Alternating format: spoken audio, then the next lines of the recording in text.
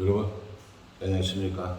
7월 15일 토요일 넘치는 우리 교회 EQ 76일차 시작하도록 하겠습니다. 오늘 본 말씀은 사도행전 9장 1절부터 31절까지의 말씀입니다. 어제 우리가 사도행전 10장을 공부했었고요. 다시 이제 뒤로 돌아와서 9장을 보는 겁니다. 사실은 저는 이렇게 보는 게 맞다고 생각합니다.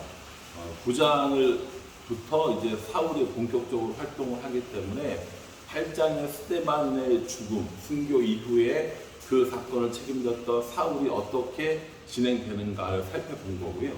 어제 10장을 본 건 베드로를 중심으로 한 앞쪽에 이 사도행전이 어떻게 마무리되었는가를 보여주는 거라고 생각을 합니다. 9장부터는 이제 사도 바울이 본격적으로 등장하는데, 원래 사도 바울의 이름은 바울이 아니라 사울이었습니다. 이후에 나중에 사울이라는 이름을 바울이라는 이름으로 바꾼 것을 볼 수 있습니다. 왜 그러냐면요, 사울이라는 이름은 히브리 이름인 거거든요. 그러니까는 이스라엘 사람들이 사용하는 이름이고, 바울이라고 하는 건 로마 사람들이 쓰는 이름이라는 겁니다. 예를 들어 제가 한국 사람이잖아요. 제가 김헌주 이렇게 얘기하면 다 알아듣습니다. 근데 외국 나가서 김헌주라고 부르면 잘 모르니까 밖에 나가서, 외국 나가서는 다른 이름을 쓰는 거죠. 뭐 마이클이라든가 뭐 존이라든가 이런 이름을 쓰겠죠. 그런 것처럼 사울이라는 이름은 히브리 사람들, 이스라엘 사람들이 부르기 좋은 이름인 거고, 바울은 이제 다른 이방 지역에 가서, 특별히 로마 사람들이 이렇게 지배하고 있는 지역에 가서 사역을 하기 때문에 로마 사람들이 부르기 좋은 그런 이름을 사용했다는 겁니다. 오늘 이 사울이 누군가를 한번 살펴볼 것 같으면요, 이 사람은 베냐민 지파라고 소개하고 있습니다. 베냐민 지파고 난지 8일 만에 할례를 받았던 정통 유대인이라고 이렇게 알려져 있습니다. 바울이 쓴 서신들에 의해서 다 종합해 보면 그렇다라는 겁니다. 고향은 길리기아 지방의 다소라고 하는 도시입니다. 그래서 이 바울이 나중에 전도 여행을 갈 때, 1차 전도 여행 갈 때 맨 먼저 방문했던 지역은 어디였냐면 구브로 지역입니다. 지금으로 말하면 키프로스 섬이라고 하는 그 지역인데, 거기는 바나바의 고향이었습니다. 그래서 전도 여행을 가면서 제일 먼저 바나바와 동행했기 때문에 그 바나바의 고향에 간 거였고요. 두 번째 전도 여행 때는 바나바와 결별하거든요. 헤어지고 나서 바울이 이제 주도권을 가지고 선교 여행을 가게 될 때 자신의 고향인 다소를 먼저 방문하는 것을 볼 수 있습니다.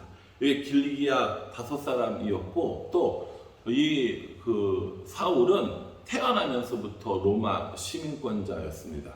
여러분, 이 시민권을 가지고 있었다는 건 매우 중요한 일이었습니다. 그 당시에 이 시민권을 얻기 위해서 이 피지배 민족인 사람들은, 식민 지배에 있던 사람들은 굉장히 많이 노력을 했었고, 많은 돈을 들여야 이 로마 시민권을 살 수 있었다고 합니다.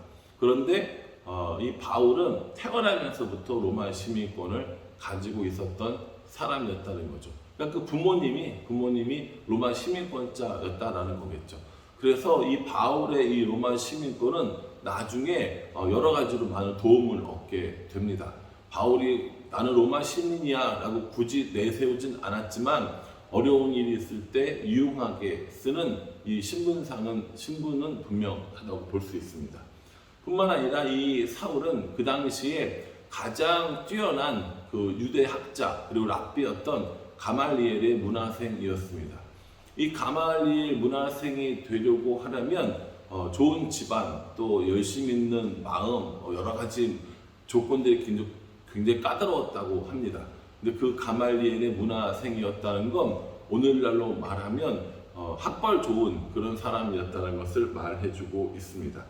여러 가지 쭉 보고, 스데반 사건을 보고, 오늘 이 사울이 다메섹으로 예수님 믿는 사람들을 잡으러 가는 공문까지 받은 걸 보면, 이 바울은 그 당시 학식 있고 집안 좋은 굉장히 열심 있는 젊은 종교 지도자라고 보시면 될 것 같습니다. 이 사람은 가만히 있으면 앞으로 더 좋은 대접을 받을 것이고 사람들 사이에 두각을 나타내서 뛰어난 인물이라고 칭찬 들을 법한데 이 사람들은 이 사울은 그런 것들을 다 버림받되고 예수님을 따르는 그런 극적인 변화가 일어나게 됩니다. 그럼 어떻게 해서 이런 극적인 변화가 일어났는가를 보여주는 것이 오늘 9장 말씀입니다. 8장에 이 스데반을 죽일 때 사울이 자신이 증인이 되었고 이제 멀리 있는 동네까지 예수님을 믿는 사람들을 잡으려고 다니는 사울의 모습을 보게 됩니다. 다메섹이라는 곳까지 사울은 예수님 믿는 사람을 잡으러 가는데 이 다메섹이라는 동네가 어떤 동네냐? 이 다메섹은 지금도 있습니다. 이 다메섹은 시리아의 수도 다마스커스를 말하고요. 이 다마스커스는 전 세계에서 가장 오래된 도시 중에 하나입니다. 전 세계에서 발견된 가장 오래된 도시는 우르크라고 저번에 구약 때 한번 말씀드렸고, 그리고 이 다메섹을 이야기합니다. 그러니 이 다메섹은 정말 오래된 그리고 번성된 또 교통의 요지 이런 곳이었다는 것이죠. 이 예루살렘에서 다메섹까지 거리가 약 240km 정도 된다고 합니다. 그런데 이 240km를 예루살렘에서 가려면 4일에서 6일 정도 걸린다고 해요. 이 거리를 마다하지 않고 예수님 믿는 사람들을 잡으러 간 겁니다. 그러니 얼마나 이 젊은 지도자가 열심을 가지고 하나님을 부인하는 이런 사람들을 잡으려고 열심을 냈겠습니까? 이렇게 가는데 오늘 성경의 말씀에 보면 갑자기 큰 빛이 비추는 것을 볼 수 있습니다. 오늘 3절에 보면 사울이 길을 가다가 다메섹에 가까이 이르더니 호련히 하늘로부터 빛이 그를 둘러 비추는지라. 하늘에서 빛이 둘렀습니다. 그리고 그 빛 가운데 소리가 나는데 사울아 사울아 어찌하여 내가 나를 핍박하느냐 라고 이렇게 소리가 들리는 겁니다. 이 소리는 사울에게는 들렸으나 사람들에게는 들리지 않았습니다. 빛이 비추는 건 사람들도 봤다고 하지만 소리는 듣지 못했다는 거죠. 그래 이 사울이 이야기하는 거죠. 제가 언제 이렇게 핍박을 했습니까? 누구십니까? 이렇게 얘기하니까 5절에 뭐라고 얘기하냐면 나는 내가 박해하는 예수라 라고 이렇게 이야기를 하는 겁니다. 이렇게 극적으로 예수님을 만나게 됐고 그리고 눈이 보이지 않게 되었습니다. 이제 그 시내로 들어가면 너에게 어떤 일을 행할지 알려줄 사람이 있을 거니까 기다려라 합니다. 여러분 사울의 모습을 한번 생각해 봅시다. 예수님 믿는 사람들을 잡으려고 의기양양하게 다메섹으로 가다가 갑자기 비추는 빛, 들려오는 소리 때문에 이제 사울은 눈이 멀어버린, 눈을 볼 수 없는 상태로 사람들에게 끌려서 시내로 들어갑니다. 한편 이러한 일이 있을 때 시내에는 아나니아라고 하는 사람이 있었습니다. 예수님께서 그에게 명령을 내리십니다. 가서 그의 눈을 뜨게 해주고 그에게 사명을 전해줘라 라고 하니까 아나니아가 싫다고 하는 거죠. 예수님, 그 사람은 예루살렘에 있는 예수님 믿는 사람들을 많이 핍박했고 또 이 다메섹에도 그러한 목적으로 왔는데 그 사람을 도와주다니요. 그거는 말도 안 됩니다. 라고 얘기했을 때 아나니아에게 바울의 사명과 또 바울이 앞으로 걸어가야 할 길을 알려주십니다. 15절에 보면 이 사람은 내 이름을 이방인과 임금들과 이스라엘 자손들에게 전하기 위하여 택한 나의 그릇이다.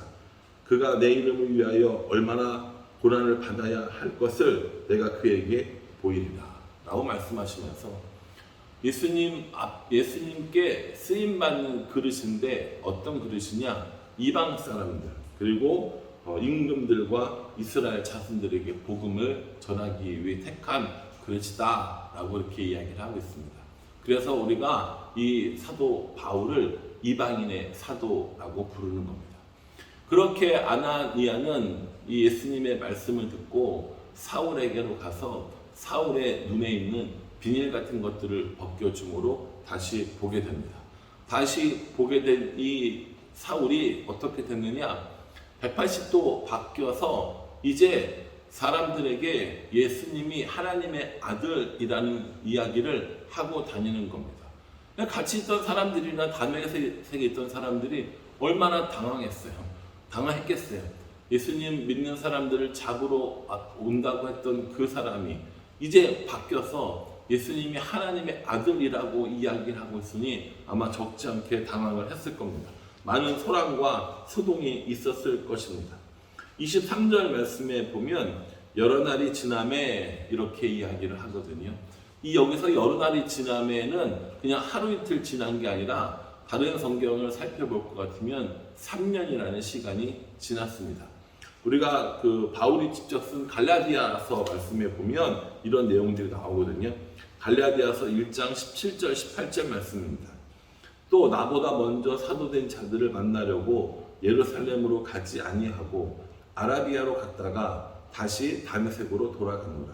그 후 3년 만에 내가 게바를 방문하려고 예루살렘에 올라가서 라고 이렇게 이야기를 하고 있습니다.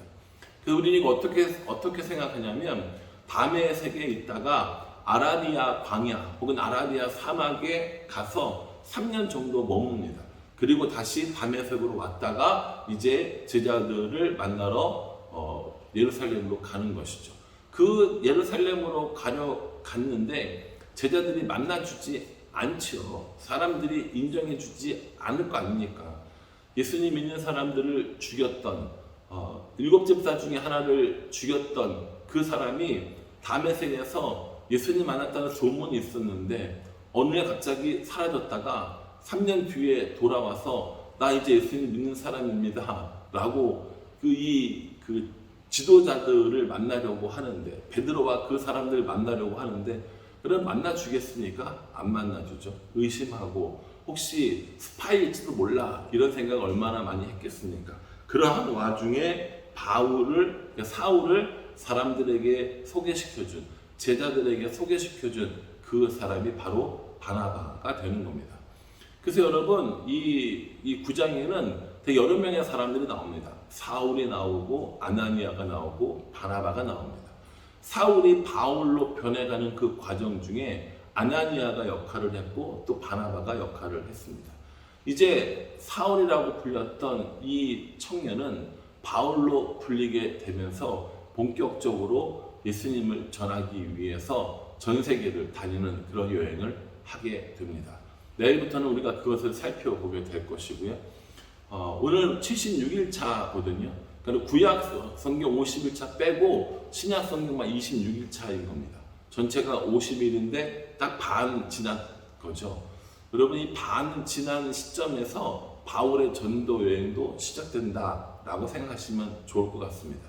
이제 바울이 전면에 등장하면서 기독교는 우리가 얘기하는 기독교는 세계 종교가 돼가는 거죠. 점점 확장되어지고요. 또 이 바울이 공부도 잘하고 굉장히 이성적인 사람이었기 때문에 논리적인 모습도 갖추게 됩니다. 바울이 했던 역할이 그런 역할이라는 것이죠. 오늘 이 말씀 묵상하면서 사울이 바울이 되는 과정, 그 가운데 도왔던 아나니아와 바나바, 그리고 앞으로 일어날 이 사울의 모든 사역들을 기대하면서 묵상해 보시기를 부탁을 드립니다. 비가 많이 오고 날씨가 많이 흐립니다. 이러한 때 밀린 EQ 하면서 혹은 성경 읽으면서 집안에서 편안하고 또 따뜻하게 지내시면 어떨까 하는 생각을 해봅니다. 여러분 오늘 이 말씀 가운데 우리에게 주시는 말씀을 기억하고 또 묵상하면서 오늘 하루도 은혜 가운데 또 말씀의 인도함 따라 살아갈 수 있기를 주님의 이름으로 축복합니다. 기도하겠습니다. 하나님, 사울이라고 하는 이 젊은 청년 또 젊은 지도자가 예수님 만나는 장면들을 살펴보았습니다. 예수님 만남으로 인해서 삶이 변해지는 과정 중에 아나니아가 돕고 또 바나바가 함께 하는 것을 그러니 하나님께서 우리들이 예수님 믿는 이 일에 우리 주위에 많은 사람을 보내주셨음을 또한 깨닫게 됩니다. 이 복음을 들었으니 다른 사람들에게 전하는 자의 삶을 살게 하여 주시고, 우리도 이렇게 바울처럼 그 받은 사명을 잊지 않고 그 사명을 잘 감당하며 살아갈 수 있도록 인도하여 주시옵소서. 예수님의 이름으로 기도합니다. 아멘. 예, 여러분 안전하게 또 즐거운 토요일 보내시기를 부탁을 드리겠습니다. 감사합니다.